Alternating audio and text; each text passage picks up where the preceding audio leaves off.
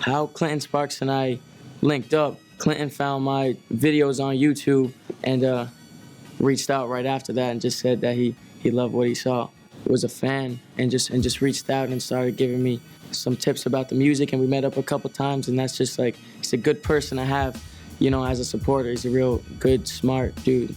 Sway had always been like this thing I always wanted to do, you know, ever since I like started, you know, really looking into hip hop. I was always watching this show. That was always a huge dream of mine. When I found out that I had the opportunity to go up there, I knew that like I had to make that the biggest day of my career. Like I had to just take full advantage of that. It's a funny story. What ended up happening is I thought I was getting my own segment. So I literally spent all this time just writing for this one specific moment. I had a verse that was 250 bars long. It was like a 12-minute verse, if not more. The day before we get like the official invitation and I find out it's a cypher.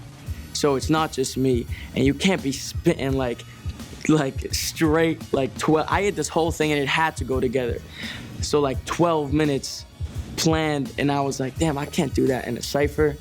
And what ended up happening is the night before, I literally spent the whole day just rearranging everything and taking the parts that I feel like were the best and just putting those right next to each other, and I got it down to like just over 100 bars to like 6 minutes. And did the Sway, and the shit blew up, and it helped me a lot, and it was everything I could have asked for. So, this was crazy. Back in junior year of high school, I get a call during the day from LA. Didn't pick it up because I'm in school, man. I gotta focus. I always forget to check my voicemails. That's like a thing I do. About like 10 days later, I check it. I'm like, oh, I forgot to check this. I pick up the call. While I listen to the voicemail, it goes, what's up? I'm looking for Token. This is Mark Whalberg. I got your number from Fred Durst. Don't give my number to nobody. Call me back. So I'm like, at first, I'm thinking like, this is bullshit. Like, there's no way.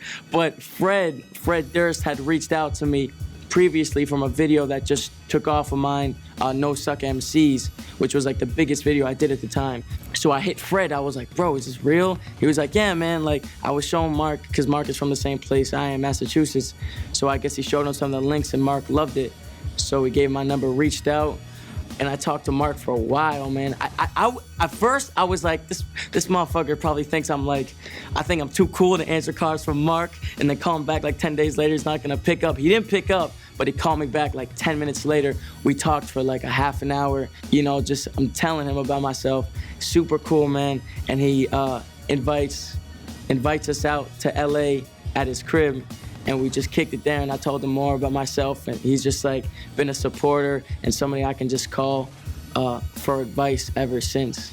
Mark inspires like the shit out of me every time I talk to him, because he's not, you know, just the actor. He's got so much stuff going on, and he's got that mindset of like that he has nothing, because he works his ass off. He's like working 100% of the time. He's not one of these dudes who's just like lives the lifestyle. Like he's always doing so much stuff at once. And he tells me about that, because I've always had that mindset too, like I need to get it now. So it's just crazy to like be with someone who I feel like we have that similar mindset, and I feel like that's why we connected so much. Man, he's given me a lot of tips about just, you know, arranging a team and having the essential inner circle, because that's gonna last the whole time. And because he keeps the same, when I go to his crib, it's the same dudes from like the Funky Bunch, man. Like he keeps the same dudes around. So super inspiring. And just looking at his house, I was like bugging out. Like he's got like the basketball court, like the full-size basketball court, even with the stands and shit, and got like a full golf course in the back. Like crazy, man. That's like goals. We have to learn the system. It's a game, and unfortunately we have to play that game, and we got to play that game the best if we want things to actually happen. That's why you had niggas like Obama sitting up endorsing Hillary Clinton so hard, because we were supposed to fight for our country, and we didn't. So now I'm like, we got to figure out what you really want to fight for in life. But yeah, just growing up in Connecticut as it is just was super it just made you want to create and want to do interesting things, because there wasn't that much interesting things. Like, it has a bunch of beautiful aspects, but nothing too like exciting or anything like LA. So when I finally got to LA, it's like, this shit's crazy now, yeah. And now what are they doing? They're trying to rise up, and they started this Black Lives Movement in the same way that, like, you know, our parents and James Brown was like, I'm black and I'm proud. Like, it's the same thing, you know what I'm saying? So, like, my fear is that at some point, none of us are actually, like, reading our actual history to be like, we tried that already. It's not just the work, it's the pressure on top of it. It's the pressure of you doing something that no one else is doing. Everyone sees college and job and this and that. So you have that pressure of people non-stop asking you questions. When is this gonna happen? When is that gonna happen? So that's like the hardest thing of this whole game. It's doing something that no one else does.